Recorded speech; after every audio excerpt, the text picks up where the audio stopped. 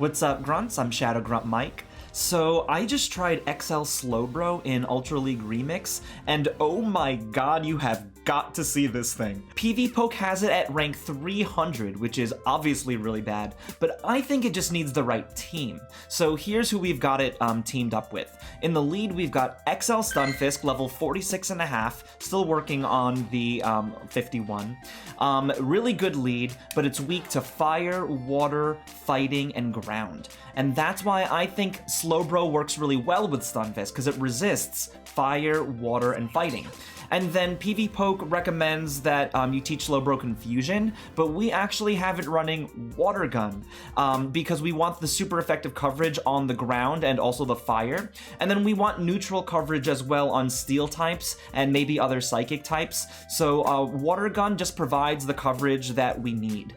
And then also backing up Stunfisk is Gyarados, who again resists all of Stunfisk's weaknesses, so fire, water, fighting, and ground. Gyarados is running an alternate fast move, Waterfall. This is good for the fire types and the ground types, and then also hits neutral on like Steel types, for example, who would otherwise resist Dragon Breath. Now, this is a double water team, so we're taking some calculated risks here, like weaknesses to Venusaur and other grass types in the back, Galvantula and other electric types in the back, but honestly, I haven't seen that many electric or grass types, so I thought I would be okay. All right, so let's take a look at my first set with this team. All right, here we go. So in the lead, we first see a Lapras, which is not good for this team, right? We're running a double water team. So both Pokemon in the back would probably lose to Lapras. Stunfisk loses to Lapras too, but at least it's close. So the plan here is just to spam Rock Slide, get this Lapras close, and then, you know, if we need to, we can just come in and farm. Probably with Gyarados, because Gyarados can probably farm down a little faster than Slowbro. Now, we will shield here once because we want to give the opponent at least an opportunity to lose the lead, and that way, it doesn't really matter that much if we both go down one shield. Either way, Gyarados is going to come in and farm. They do end up giving up the lead, which is great for us. We were not expecting that, but we needed that. So, as a for Machamp, we're going to throw in Slowbro, which is a super hard counter, right? Because we resist the counter, we resist the cross chop. They just baited me with cross chop there, by the way. And now they get to pull off a Rock Slide, which I feel like is going to hurt Slowbro, but actually it doesn't do as much as you think it was going to, right? So now we're going to throw Ice Beam here. Will they shield? Okay, they will shield. I don't know if they think they're going to farm us down. Okay, yeah. I think they're just going to... They're just going to farm us down here, which is totally the right... Oh, okay, so they didn't get to quite farm down. They tried to come in with Charizard to farm down, but we have another water type. So from here, I think the game is pretty easy. We just keep Waterfall. I think this is also a Wing Attack Charizard. So we're just going to Aqua Tail this thing away, and we just have to hope that we can farm this Machamp all the way down. And there we go. So yeah, Waterfall on Gyarados, really good. You saw so much damage coming out of Gyarados there from the fast moves. So second match, we run into an Escav, which is bad. We're going to throw in our softer counter here, which is Slowbro, doing neutral damage with the Water Gun. And we definitely have to shield a super effective Mega Horn. That would probably one-shot Slowbro. So they throw in Giratina, which is a great counter to Slowbro. They're doing super effective with the Shadow Claw. And they have ghost type charge moves, so they're in a good position here. We're gonna shield because we do want to give the opponent the opportunity to let through an Ice Beam if that's what they want to do. Probably they won't, but I think it's at least worth doing. And now we also kind of stalled for time, got to throw in Stunfisk, and Stunfisk is really the only Pokemon who can handle Giratina on this team, because the other ones do resisted damage on the fast move. So now we get to throw a very, very super juicy Earthquake. I'm surprised they didn't switch out the Giratina. I feel like they should have switched in the Escav again, don't you think? Maybe their timer wasn't up, I don't know. But there it is, and now we have Gyarados on Escav, which is a great matchup for Gyarados. Neutral damage with the Waterfall, and we resist Mega Horn, Drill Run, basically all of Escav's best moves. A Sylveon comes out. So this is bad. This is bad because our team, Gyarados is a little squishy, and it's probably gonna either get farmed down. Okay, so it's, Sylveon's gonna throw on the Gyarados, but still, Slowbro. I don't know if Slowbro has it in it to farm down a Sylveon. Look at Slowbro just bouncing up and down. Oh my god, able to farm down the Sylveon, have just enough for an Ice Beam, and we get to take out this Giratina. So, was that lucky or was that skill? I don't know, you decide. But well played by the opponent, for sure.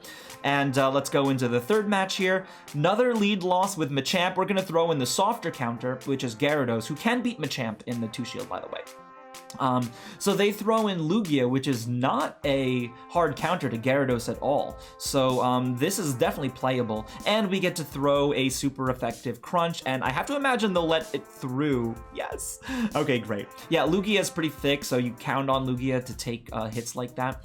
But still, that hit like a truck. And now we get to throw an Aqua Tail and get a shield. So very good use of Gyarados' energy there. And look at all the fast move damage that it did.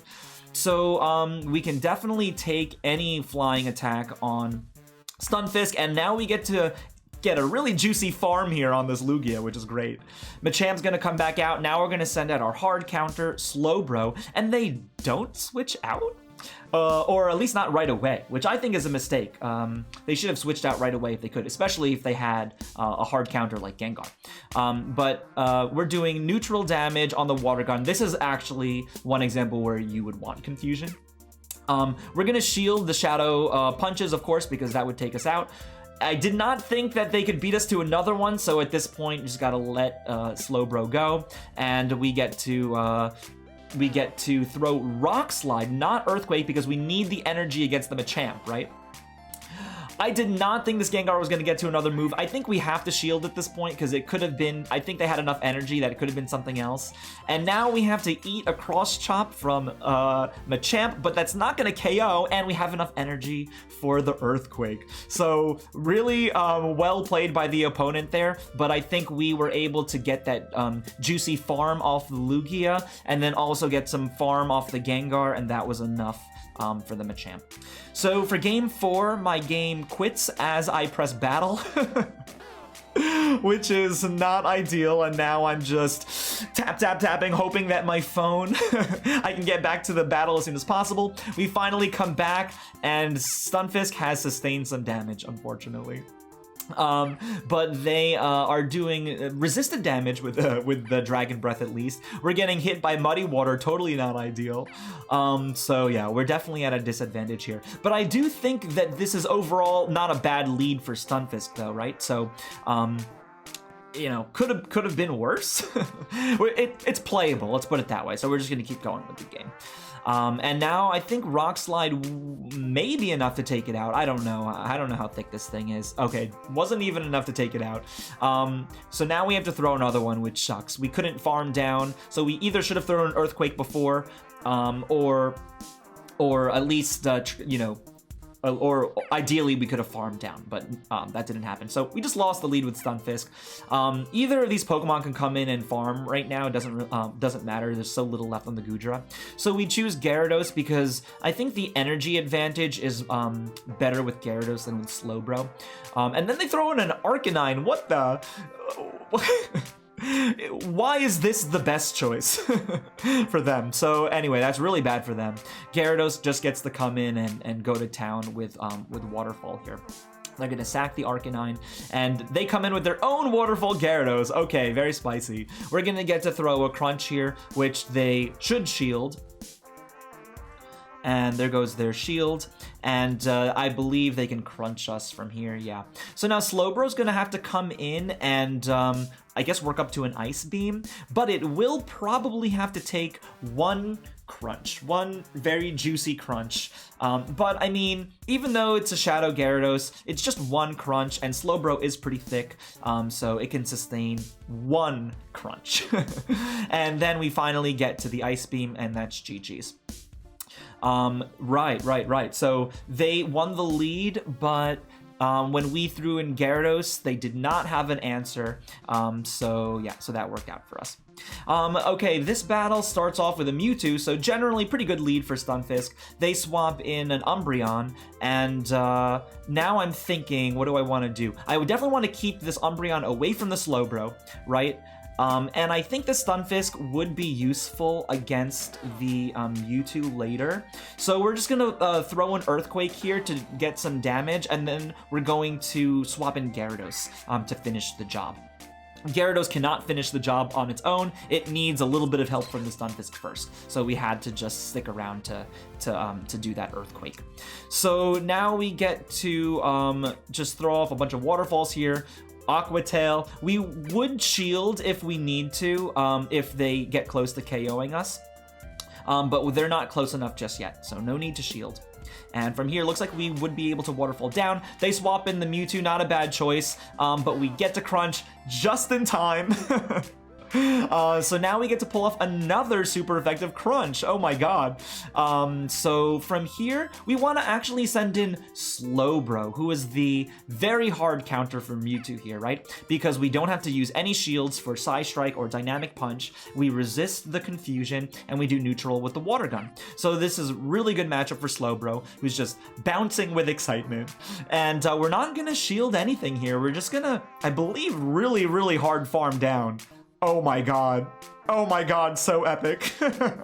Okay. And then Umbreon comes back out, but Slowbro's ready for Umbreon, so we get to KO and Umbreon with Slowbro, that's hype.